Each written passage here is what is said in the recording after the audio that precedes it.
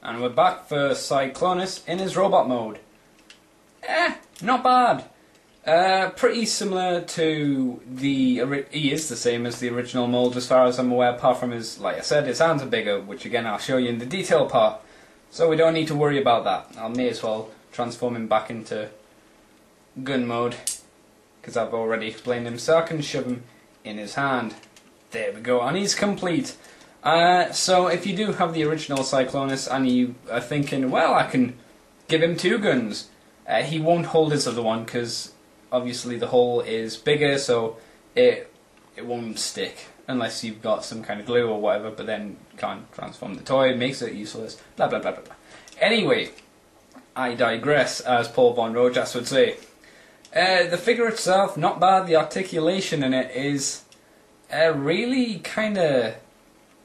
It's weird. I mean, especially the leg articulation. They've put it so his legs twist and they bend at the knee, but they don't move forward. And why you'd want...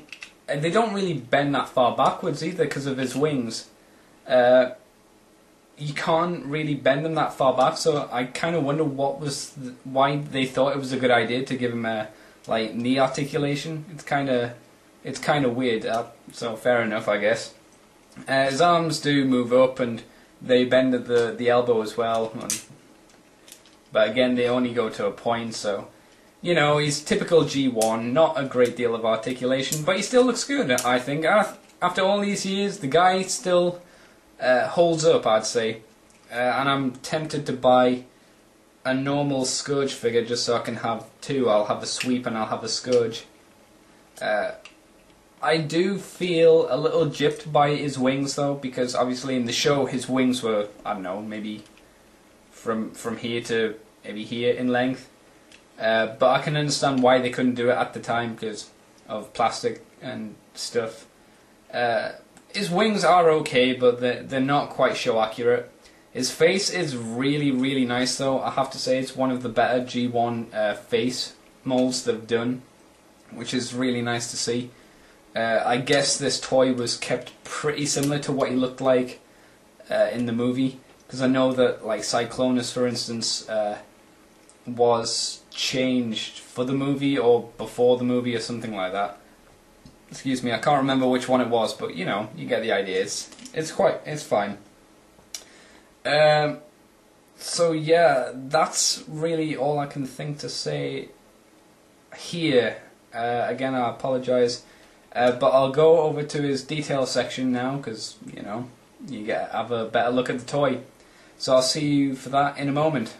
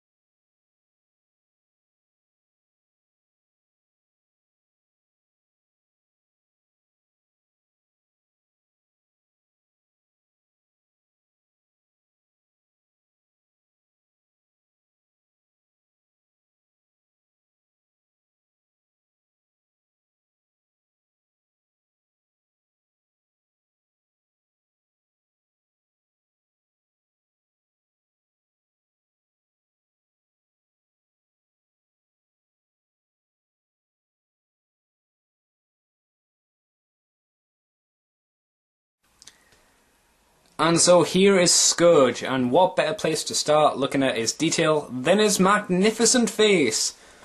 As far as I'm aware, he is, well, possibly one of the best examples of Transformers with an awesome beard and tash. And let's be honest, there aren't many that can pull it off, especially from the G1 line. Off the top of my head, I can't remember any of them, any of the toys anyway, that sport the classic goatee and tash look so well. If you can put a comment down and say who's got a tash and beard, that would be helpful. Only G1 characters though, that would be nice. and then I'll be hitting my head off the side of the table going, oh dear God, how could I forget?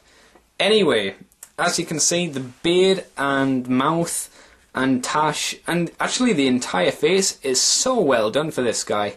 Mine obviously has a couple of chips and things, which is a bit of a shame, especially on his nose. I feel really sorry for him. This is why, kids, you should not pick your nose, because you will get plastic decay and it will drop off. Or something like that. Anyway, moving on, because of my terrible attempt of humour. I apologise. I shouldn't do it. We have another little look at the figure. He does feel a little bit slender. I'm just going to pull the camera back, so bear with me. There we go. He does feel perhaps a little bit too slender. He looks quite chunky, but... oh, don't fall over, Prowl. We have a good size comparison. We get Bulkhead here and go, ooh, you can't see him. Yes, because he's closer to the camera, Andrew. But you put them next to each other, you can see Bulkhead. Yeah, he's a fatty toy, but you can kind of see how tall and slender good old Cyclonus is, so bug off, Bulkhead. And we'll bring you back, Cyclonus. It's not Cyclonus, Scourge, I apologise. What am I saying? I'm drunk with power, boys. I'm drunk with power. Detail is kind of lacking. It's mainly relying on sticker elements, such as the crotch sticker, which I'm never happy about placing on any Transformer, or anything generally. Decepticon insignia, it's not in the best position in my opinion, and of course it's coming away, so it's not great. His hands are quite nice, though. This is the hole I meant. This is bigger. This is the way you can determine if he is a Targetmaster version or not. The only way. If he can hold a Targetmaster, he's Targetmaster Scourge. If he can't hold a Targetmaster, well, he's just Scourge. And you've been gypped. The arms are all rightly detailed. All rightly? Oh dear. A little bit of detail around there. But nice bits here. I do like the... I don't know what you'd call these around his wrists. But it's a nice little bit of detail. And now the main problem with this guy, if I can pan down, not pan, because I'm working on my own, are his legs. And like I said before, they twist like that, which is fair enough, that's for transformation, but they bend. Why do they bend? You can't bend them back. Look, there's no space for them to bend back. It's madness. And his dinky little feet are really irritating. This is one thing I really dislike about the character, his feet. Mainly because, as you can see, there's a gap. And that's how they're meant to go. They don't really lock into place. As far as I can tell, you just kind of push them. And then you need to kind of adjust these bits at the back, because these are on a sliding bit. I don't know what you call it. A sliding thing. I'll give up calling it anything. And then you just need to kind of balance them and hope for the best.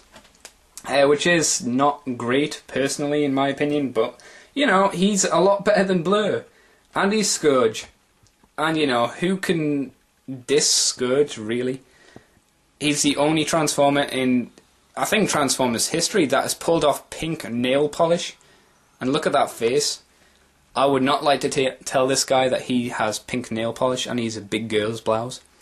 And, of course, he does hold his good friend Fracas. So let's have a quick look at that for the final shot.